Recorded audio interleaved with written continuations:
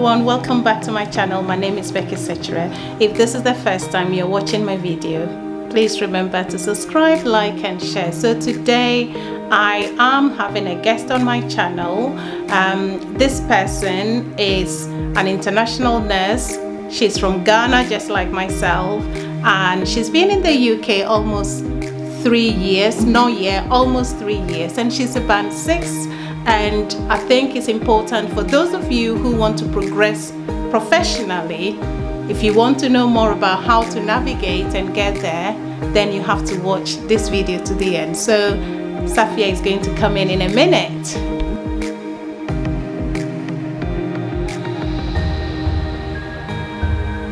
Hi everyone, welcome back. So I've got Safia on my channel. She has been in the UK for almost about 3 years, as I said in my introduction, from Ghana, and we actually met on YouTube. Yes. We found out we're in the same city, we work for the same hospital trust, and we have become a little family.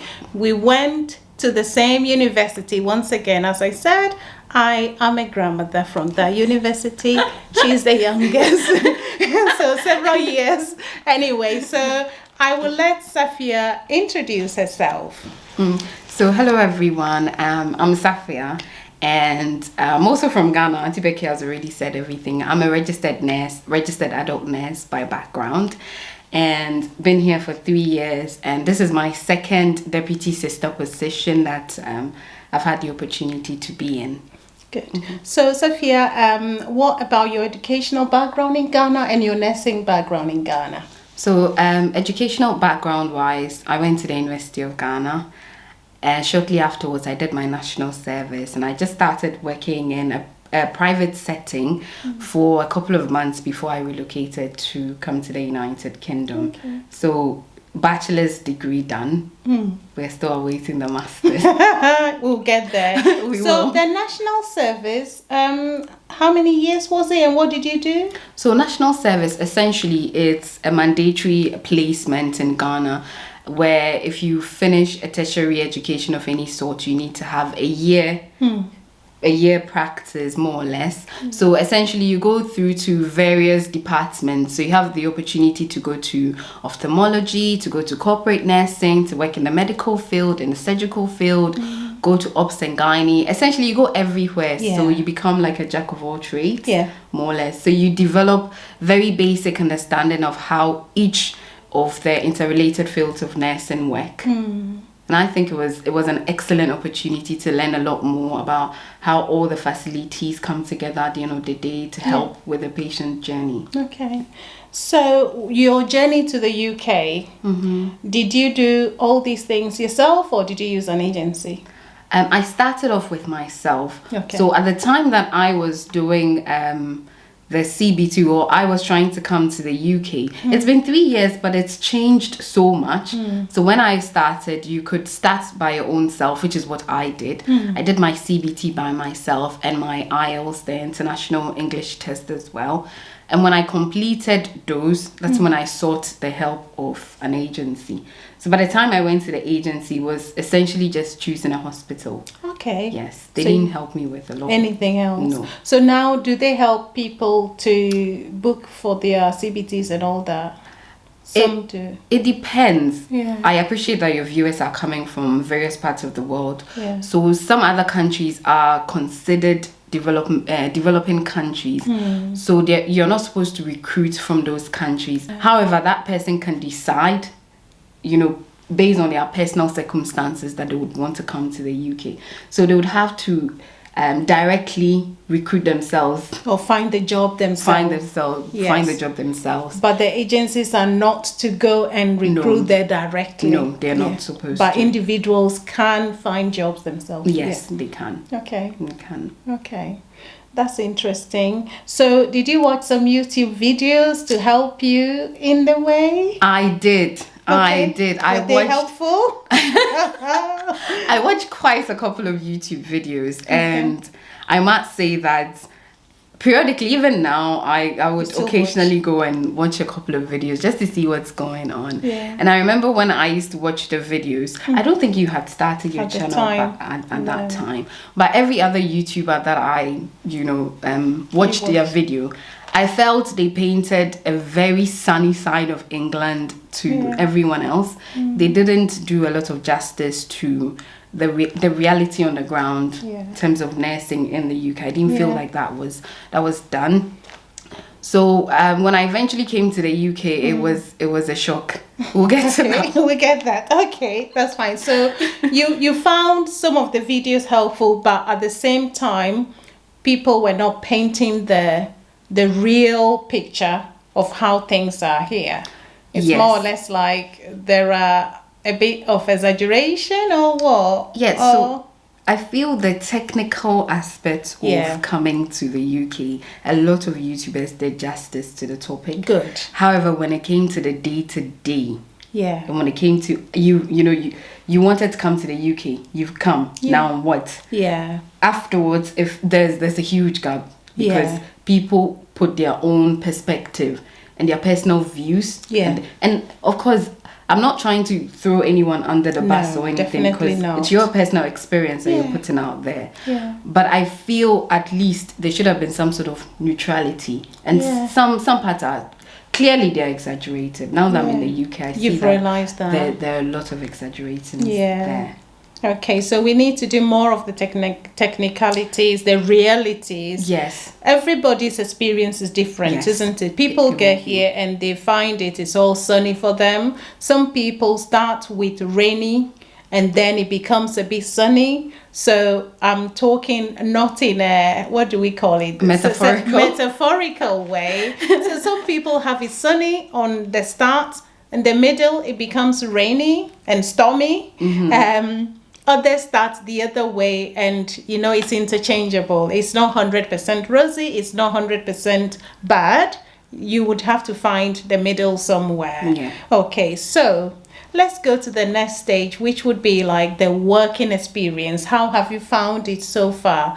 Almost 3 years. How has it been working on the ground, and your technicalities, how you found it?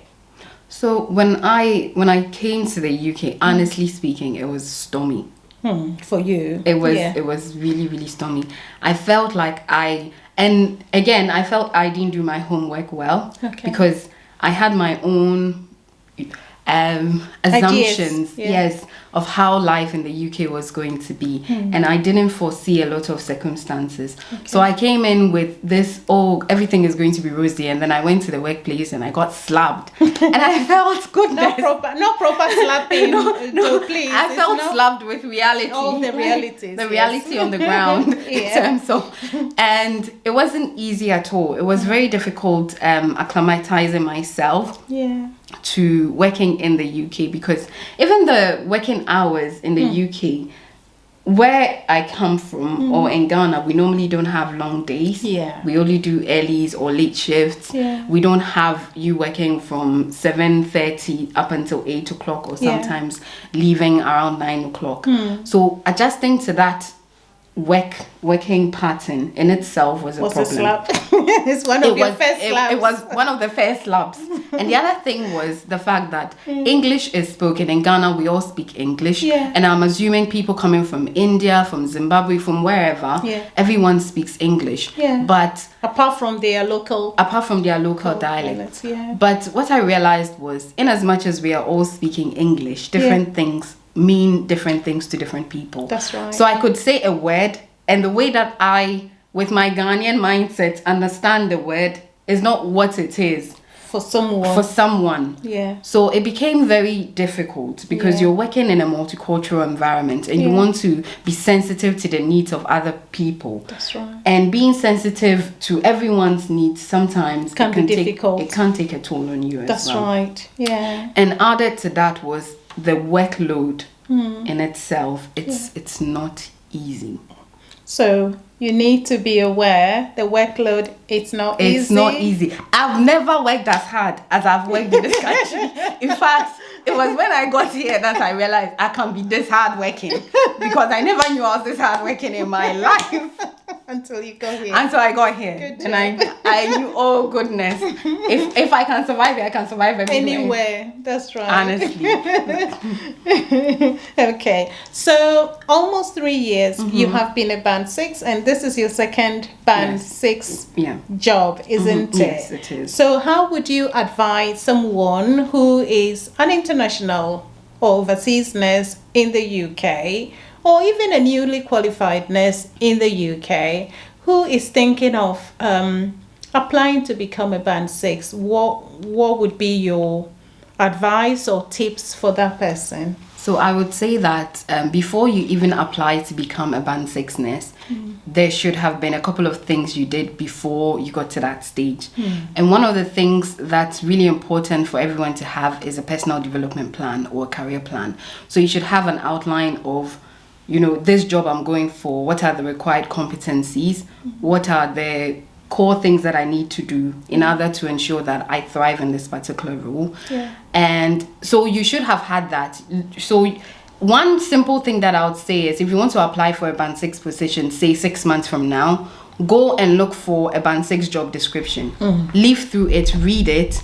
Then you can circle out the salient competencies and the skills, and then try from now up until 6 months, try and book yourself into as many skills or competency classes or courses that you can. Read around all of that. Speak to other people who are in that field and ask them their reality on the ground. Don't let people tell you the story of, oh, it's all good or oh, it's all bad. Try and get, you know, a neutral understanding of the role. Understand the advantages and the disadvantages and what's required of you on a day-to-day basis. And when you have all of this planned out, it makes it that much easier. And then after you've come to that realization and you want to apply for the interview, take a really, really long time if you can, and then plan what you want to write. Your personal statement should be reflective of you as a nurse, who you are. It should be a summary of the clinical skills you have, the competencies that you 6 months from then you'd have been doing that. So the assumption is that you've got a lot of the competencies. You should be able to be confident in yourself. And then after that, you move on to, say, like an interview stage. And at the interview stage, you take a lot of time to prep yourself, to be confident, to speak, you know, in a manner that is very, what's the word? To articulate exactly what you want to say, so that everyone understands that, yes, this is a person who is confident, who understands his or her worth, and who can deliver on the job if they're given that opportunity. So before you make that decision to be a band 6, it's not like you're working on the ward and then everyone comes and says, oh, you're so hardworking, you can be a band 6. No, you should have it in you at that point that, oh, I'm ready to be a band 6. And again, you start thinking ahead. So you don't wake up today, see a band 6 job description and say, okay, I'm going to apply for this. No, you have already had that foresight that this is what I want to achieve. So you're on it and you're gradually getting there. So this was my experience anyway. This is what I did, and this is what helped me. So what really motivated you to go for it? Was that something you planned, that, you know what, I need to climb the career ladder when you came here? Not necessarily, but I felt like I had stagnated at being a band 5. And it got to that moment I was taking on more senior roles, and I was then mentoring other people who were coming in. And at that point, I just felt if I keep doing the same thing, I'm just going to be doing the same thing all the time. I need to go up and then see what's out there, like what's on top, what's happening there. So I figured, let me go up there, let me see what's going on. So I got my first band 6 role, which was a very, very good role. It was a specialist corporate nursing, a specialist role, and I didn't feel like it had the patient-centeredness that I wanted. And I also didn't feel I was using a full range of all my skills there. So I decided to move again to the ward to become a deputy ward sister. To become a deputy ward manager on the ward, which is what I do now. So what are the challenges what challenges did you face as a deputy sister on the ward? or deputy ward manager? So as a deputy ward manager, the challenges sometimes are that the working pattern in itself, we're short-staffed currently, so we don't have enough staff on the unit. So it makes it very difficult because you need to take a clinical workload, be on the clinical ground, and then be doing the management aspect of things. So sometimes you don't have that time that you need in order to really make an impact in the lives of your colleagues or make an impact in the life of the patients, because you're going around and you're trying to put too many things together, and that can make the job role in itself very overwhelming. So you constantly have to take a break and remember that, oh, okay, it's not always about me. At this point, I need to take a break so I can come back recharged in order to work well with other people. Okay, so any final advice to viewers out there? My final advice, really, I tend to be a very technical or organized person. So my final advice would be, if you're an international nurse and you're coming into the system, really sit down and talk to people and find out the reality on the ground, and have that confidence that, you know, I can excel in this, I can thrive in this area. And do your homework. Essentially, by saying do your homework, it's to say that don't take someone's reality as yours, because your reality is going to be very different. Definitely. And always read the policies and the guidance that exist in all the hospitals that you're going to. It may seem like a very small thing, but I've had instances where some of my colleagues came to work and, for instance, they didn't know the sickness policy. So that meant that they would be constantly, my stomach is hurting, I can't come to work, my head is aching, I can't come to work. But these are minor things that if you took paracetamol for, you would be able to come. So because they didn't understand what the sickness policy was, they were constantly going to that point that at a point is like they've gone all the way through, and then there's like a target set on them before they then come and they're like, oh, what does that mean? Because they didn't really understand it. So read the policies, read the uniform policy that exists, talk about and learn about bullying and harassment, and very ensure important that you know what to do. And when you come here, join a union. And if things are not going too well for you, if you're struggling in your job role, there are lots of resources that are available for you. So you know that you're not alone, because more often than not, when people are coming to the UK, it's the idea of, I want to get paid. So we don't look at the day-to-day lives that we are going to be living. When we come to the UK, we find out it wasn't as easy as I imagined it was going to be. And by then, you feel isolated because people don't really look like you, nor do they talk like you. And a lot of people then become so depressed, so disheartened, demotivated. And international nurses, you find them and they don't even look happy to be here. And it's all these little things. It can be lonely too. It can be extremely lonely. I would say that a friend was coming, and when I was advising the friend, I said, look at a place where a lot of Ghanaians are, because you're a single person. You don't have anybody. And this person told me, oh no, if I go to the UK, what about loneliness? I will never be lonely. And I said, God have mercy. Wait until you get here, and then you don't even know who to talk to. You don't have anyone to talk to, and it becomes so isolating. So reach out to other people, get the resources that you need. And I think that's just about it. And find someone you can talk to, find someone you can trust to support you professionally. And, you know, if there's something going on, you're not too sure, you can speak to for advice. They might not know it all, but, you know, just knowing that there's someone, yes, you can speak to people back home, but they don't understand what the situation is over here. So it's important when you come here, it doesn't need to be anyone from your own country. You can find someone who is from other place as well, who would be as well willing to listen as well. So we hope this video has been helpful, and we hope you've got something out of it. So have a good day. Remember to like, subscribe, and share, and we would see you again. I'm going to get Safia back at some point. I had to beg to get this one. I have to try it for a long time to get to this stage. So you know what? I'm sure we'll do a few more videos together. And anyway, enjoy your day. And bye-bye. Bye.